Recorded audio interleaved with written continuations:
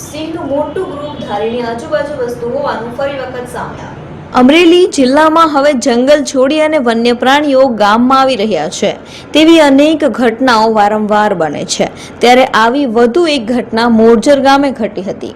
ધારી તાલુકાના મોરજર ગામે શિકારની શોધમાં ગામમાં આટા મારતી સિંહણ કેમેરામાં કેદ થઈ હતી। ઘર પાસે લાગેલા સીસીટીવી કેમેરામાં ફૂટેજ વાયરલ થયા છે। સિંહનું મોટું ગ્રુપ ધારીની આજુબાજુ વસ્તુ હોવાનું ફરી વખત સામે આવ્યું છે।